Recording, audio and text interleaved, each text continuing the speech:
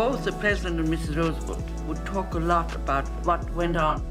He would say every time, Die Arbeit für richtig hältst, ob du glaubst, dass ich fleißig gewesen bin, dass ich gearbeitet habe, dass ich mich in diesen Jahren... Since he was being told by Hitler, you're not a player in this world political game. एक community को दूसरी community के खिलाफ इतना बुरी तरीके से भड़काया जा सकता है। इसका सबसे बेस्ट एग्जांपल हमें देखने को मिलता है जर्मनी से, जहाँ पे ज्यूज को एक पूरे देश का एनिमी बना दिया जाता है और पूरा देश इस पे भरोसा भी करने लग जाता है। तो आइए सिलसिलेवार ढंग से समझने की कोशिश करते हैं कि कैसे हिटलर ने एक पूरे देश का ब्रेन वॉश किया और एक कम्युनिटी को पूरे देश का दुश्मन बना दिया। अब हिटलर के राइज से पहले हमें ये समझना पड़ेगा कि वर्ल्ड वॉर फर्स्ट के समय जर्मनी का क्या हाल। जर्मनी जो वर्ल्ड वॉर फर्स्ट में हंगरी और ऑस्ट्रिया की तरफ से लड़ रहा था, उसको बहुत बुरी हार का सामना करना पड़ा। लड़ाई के बाद में एलाइड पावर्स, जिसमें मेनली ब्रिटेन और फ्रांस आते थे, उन्होंने जर्मनी के साथ ऐसी ट्रीटी की जो काफी ज्यादा डिसरिस्पेक्टफुल, जहाँ पे जर्मनी को ये फोर्स किया गया कि वॉर की वजह से जो भी हुआ नुकसान है वो जर्मनी कंपेंसेट करेगा। और साथ ही साथ जर्मनी का एक बहुत बड़ा हिस्सा ट्रीटी ऑफ वर्साइल्स के माध्यम से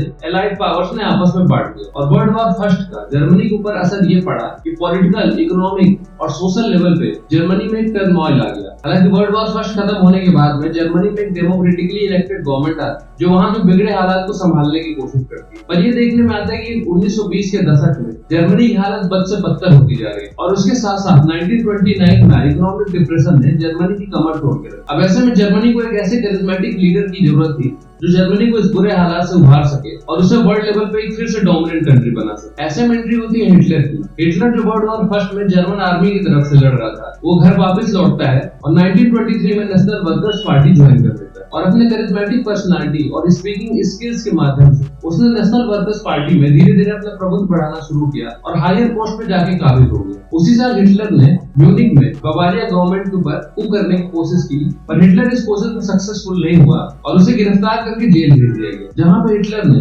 अपनी ऑटोबायोग्राफी मैन कैम्प के माध्यम से आने वाले दिनों में अपनी पॉलिटिकल आइडियोलॉजी और जर्मनी को लेकर अपने विजन के बारे में लिखना शुरू किया और यहीं से ज्यूज के खिलाफ प्रोपेगेंडा की शुरुआत होती है। हिटलर ने अपनी ऑटोबायोग्राफी में जर्मनी की इस हालत का जिम्मेदार सीधे सीधे ज्यूज को ठहराया और उसने अपनी ऑटोबायोग्राफी के माध्यम से ये भी प्रोपेगेंडा फैलाने की कोशिश करी कि ऐसे ज्यूज ने जर्मन सिविलाइजेशन को पूरी तरीके से खोखला कर दिया और अगर हिटलर पावर में आता है तो कैसे ज्यूज का धीरे धीरे खात्मा करेगा और जर्मनी को एक फिर से ग्रेट पावर बनाएगा। अब 1924 में हिटलर को जेल से आजादी मिलती है और बाहर आके हिटलर नेशनल वर्कर्स पार्टी का नाम बदल के नाजी पार्टी रखता है और उसके प्रचार में जोर शोर से लग जाता है। अब जैसे जैसे पार्टी अपना सोशल बेस बढ़ा रही थी, उसी के साथ कुछ ऐसी घटनाएं हुई जिससे नाजी पार्टी को बढ़ने में और मदद करी। अब 1929 की इकोनॉमिक डिप्रेशन की वजह से लोगों में बहुत ज्यादा बेरोजगारी थी और हिटलर इस चीज का फायदा उठाते हुए अपने एजेंडे में एक तरफ इकोनॉमिक डेवलपमेंट को शामिल करता है और दूसरी तरफ ये भी बात करता है कि कैसे वो जर्मन रेस को जूस के चंगुल से आजाद करवाएगा और जर्मनी को एक डोमिनेंट पावर बनाएगा। इन सब का रिजल्ट ऐसा हुआ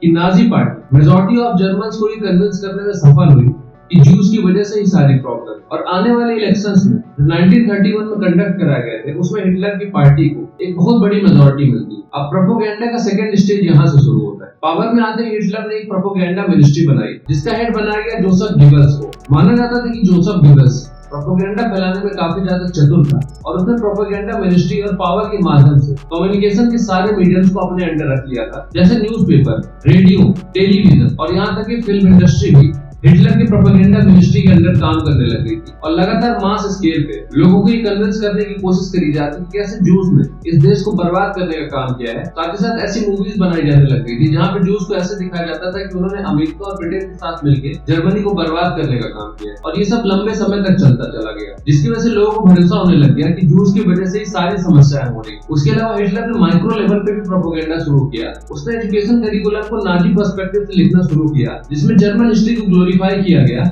और साथ ही साथ ये भी बताया गया कि कैसे जर्मन्स को जूस ने पूरी तरीके से करप्ट करके रख दिया है और देश को बर्बाद करने में सबसे बड़ा रोल इन्हीं का है। इन सब के अलावा हिटलर ने एक यूथ ऑर्गेनाइजेशन भी बनाई थी जिसमें यूथ का पार्टिसिपेशन मैंडेटरी और इसमें नाजी पार्टी की आइडियोलॉजी यूथ के दिमाग में डाली जाती थी और उन्हें हिटलर के प्रति वफादारी की सीख दी जाती, जिसका रिजल्ट ये हुआ करता था कि यूथ ब्रेन वॉश हो जाता था और हिटलर की सारी बातों को सच मानने लगता। इन सब के अलावा मीडिया और टेलीविजन, रेडियो के माध्यम से हिटलर की एक कल्ट पर्सनालिटी डेवलप की गई, जहाँ पे ये बताया जाता था कि हिटलर के पास देश की सारी समस्याओं का हल है और हिटलर ही एक ऐसा इंसान है जो जर्मनी के साथ साथ हुए अपमान का बदला लेगा और जूस को उनकी औकात दिखाए। इन सब प्रोपेगेंडा और टेक्निक्स का असर ये हुआ कि जर्मन मास लेवल पे ब्रेन वॉश हो गए और उन्होंने ये मान लिया कि जो भी समस्या चल रही है वो जूस की वजह से चल। और इस ब्रेन वॉश की आड़ में हिटलर ने अपना प्रोपेगेंडा आगे बढ़ाया और लगभग 6 से 7 मिलियन जूस को कंसंट्रेशन कैंप में मार डाला गया और जो जूस बच गए उन्हें सेकंड क्लास सिटीजन बना दिया गया। हालांकि यहाँ पे समझने वाली बात यह है कि सारे जर्मन जूस के खिलाफ नहीं हो गए थे। कई सारे ऐसे इंटेलेक्चुअल्स बचे हुए थे जिन्होंने हिटलर का लगातार विरोध किया।